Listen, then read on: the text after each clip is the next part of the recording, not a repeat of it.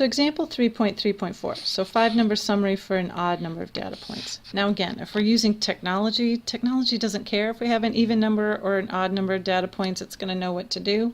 But again, just to give us a visual of what's happening with these numbers and thinking about looking at a smaller data set and looking at what the by-hand computations would look like.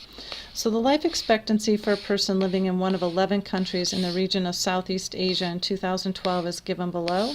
We want to find the 5-number summary for the data and the IQR, and then again we want to draw a box and whiskers plot. So here's our table of life expectancies. So we have, and these would be in years, so 70, 67, 69, 65, 69, 77, 65, 68, 75, 74, and 64. So again, as we start our solution, we're going to first identify the individual object in the variable and the type of variable that we have in the problem. So in this case, our individual object is going to be a randomly selected person living in Southeast Asia.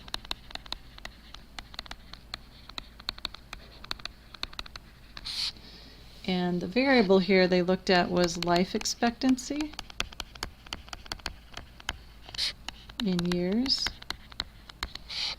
And so that is quantitative. And again, if we had to further classify it, it would be continuous. So again, although we typically, when people ask us how old we are, we typically will answer that with an answer like, 22 or 23. Actually, age is on a continuous scale, so we're always continually growing older, and we can actually get that, somebody doesn't just go from being 22 years to 23 years. At some point they were 22 and a half years or 22.126 years old, and so on.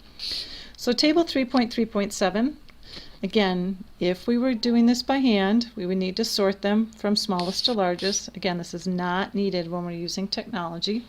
So again, for the 5-number summary, that's defined to be the min, Q1, median, Q3, and the max. So from the sorted data, we can see that the minimum is 64 years and the max is 77 years.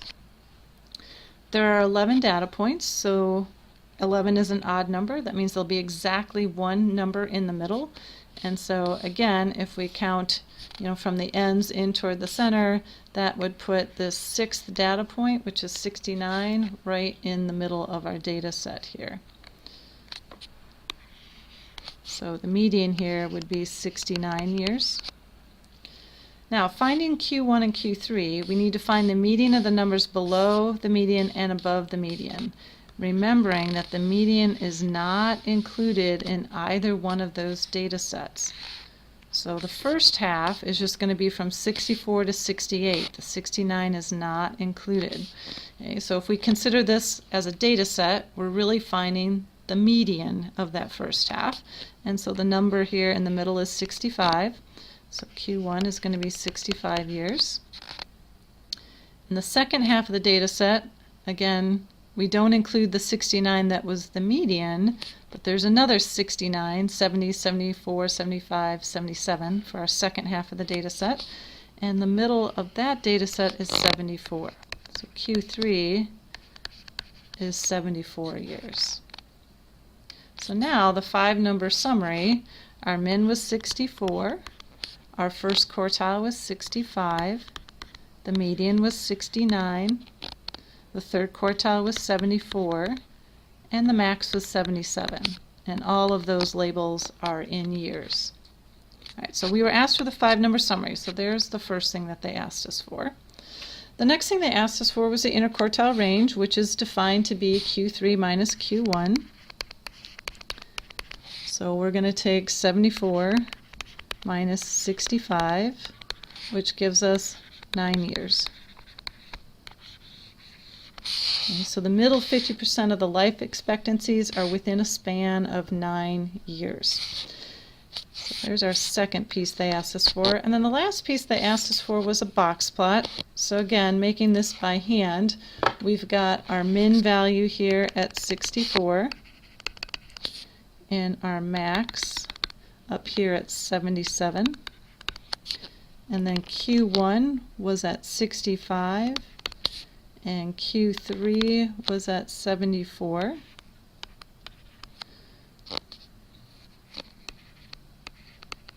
So we've extended, again, our left side of the box here at Q1, and we have the right side of the box here at Q3. And then our median for this data set was at 69. So that's where the bar is in the center of our box. So we've got this box that runs from Q1 to Q3 with a bar inside over the median, and then we're going to extend those whiskers to the min and off to the right side to the max. Alright, so this distribution looks somewhat right skewed. Again, the whisker on the right is slightly longer than the whisker on the left. However, it could be considered almost symmetric too, since the box looks somewhat symmetric. Again, as we need those properties and how close to being symmetric it is later for inferences, we're going to look at different ways to test for that. So the above data set doesn't have any outliers, so its modified box plot would look exactly as the same as its box plot.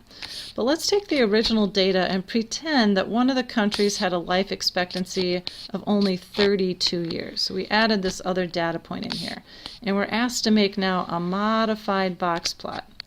Okay. So we can see that the graphing program uses a special symbol here for this value at 32. Okay, so we have a low outlier here. So notice the dot at 32 that is used to designate that that data point is an outlier.